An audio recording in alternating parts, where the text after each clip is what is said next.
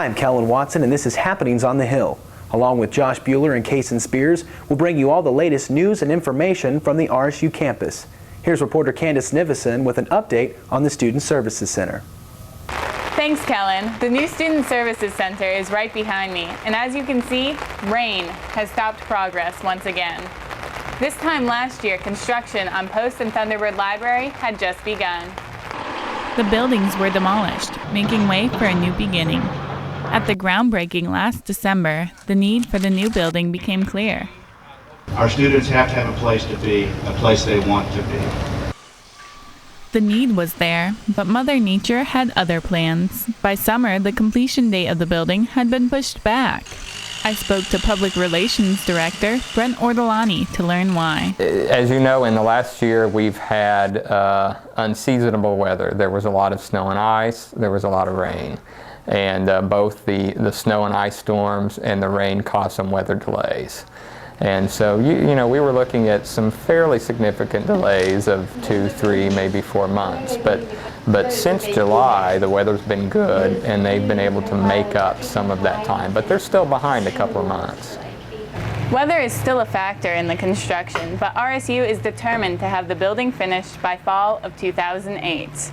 Some of the amenities in the new building will include a food court, a bookstore, and a ballroom overlooking the lake.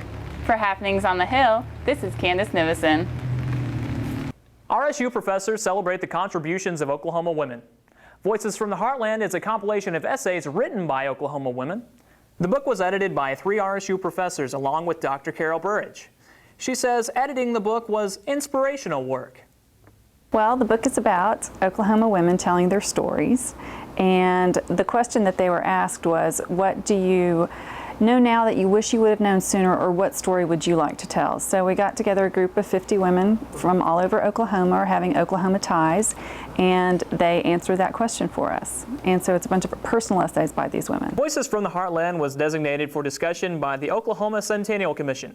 All 4 editors will appear at the Stratton Taylor Library Monday, October 15th for a book signing. Another woman pioneers theatrics and technology in the evangelical movement. Robert Buchanan gives a preview of RSU Theater's latest work. The play, An Evangelist Drowned, is written, produced, cast, and directed by RSU's own Dr. Gregory Thompson. She was one of the first evangelists, at least in the 20th century, that combined popular culture and a religious message, and then used aspects of broadcast technology, radio and film especially, to get her message out to the public. So it was mostly an interest in her as a performer that brought me to her. Dr. Thompson wanted to capture Amy in all aspects of her life. It is a one-woman show about the life of Aimee Semple McPherson. In particular, it focuses on the last hours of her life just before her death in 1944. And it examines in some detail her love life. She was married 3 times, and she's alleged to have had several affairs with men during the course of her lifetime, and the play specifically explores those relationships and the effect that they had on her life. To the middle class, leaving those above to themselves and those below to the Salvation Army. I guess you could say I have the common touch of plain people. Occasionally we teamed up and Dr. Thompson was kind enough to let us have a sneak preview of the upcoming performance. one time in Toronto, Brother Durham's tongues and my interpretation seemed especially charged with spiritual power. An observer noted the thrill of hearing the voice of God alerting people that Jesus was present. Although the play is not suitable for all ages, Dr. Thompson assures that the play will be entertaining. He also hopes that it will be informative about women in the early 20th century. If you didn't catch An Evangelist Drowns last week, you can still see the show this Thursday through Saturday right here at RSU. The production also travels to the Tulsa Performing Arts Center October 25th through the 27th. Other upcoming RSU theater productions include Woody Guthrie's American Song, October 25th through the 27th in the Robson Performing Arts Center, and Original Recipe, where RSU will give the world premieres of 3 original plays, November 29th through December 1st. High school seniors and fellow Hillcats joined together for this year's Destination RSU and first ever homecoming ceremony. Various campus organizations and athletics will be attending both functions to give high school seniors a real college experience. Director of Student Activities Amanda Walker says it's a great way to introduce the community to RSU's upcoming activities. We thought it would be a really great way, one, to introduce our new athletics programs to the various communities here around Claremore, and also just to kind of give students that first collegiate feel of what it's like to be on a campus where there's a lot of excitement with homecoming and basketball and cheerleading and all those fun activities that we can offer them as a student, hopefully.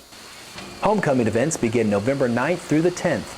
For more information, please call 918-343-7803 or visit rsu.edu. Now let's go to Case and Spears with a look at RSU sports. One of the newest sports to the RSU campus is Hillcat Soccer. Both men's and women's teams have come out strong in their inaugural season. They play here at Soldier Field, located in the heart of the RSU campus. We spoke with Sports Information Director Ryan Bradley about the newest development toward this athletics program, rsuhillcats.com. I can post information as soon as an event is over and allow our fans, our alumni, our students to go to our website and find out, how our teams did on the road. If they weren't able to make a home event, they can get that information. If we have a cancellation or a weather change, a time change in one of our events, all that information is updated. As soon as I know the information, it's out there on rsuhillcats.com. The website also provides instant access for potential athletes from around the globe, giving the Hillcats an invaluable tool. Recruiting wise, gives them a chance to go online and fill out recruiting questionnaires, help them out there. Just a lot of different ways they can get on there and learn more about their team that they're getting ready to go to before it happens. I think any time that an athletic department can have its own website that's separate from the school's website and you have control over it, it's a tremendous opportunity for you to get information on there in a timely fashion. The new Bachelor's of Science degree in Sports Management is the newest addition to the growing degree programs at RSU. The sports industry ranks as the 11th largest in the United States, with an annual revenue estimated at $375 billion. It's coming at a great time. Not only does it complement the new athletic programs we have on campus, but it's also a degree that attracts lots of other students. The majors in sports management aren't made up just of athletes. It's a variety of students who are interested in the diverse field of sports management. There's about a 40-60 split within the actual entire program itself. The other classes swayed more the other direction. Through this program, students are educated in many aspects of sports management and promotions, including sports marketing, facility management, and health management. As the demand for sports management grows, Rogers State University is the first school in Oklahoma to offer such a degree. Reporting from Soldier Field, I'm Kason Spears. Now back to you, Josh and Kellen. Thanks for watching this week's edition of RSU Happenings on the Hill. I'm Josh Bueller. And I'm Kellen Watson. We'll see you next time.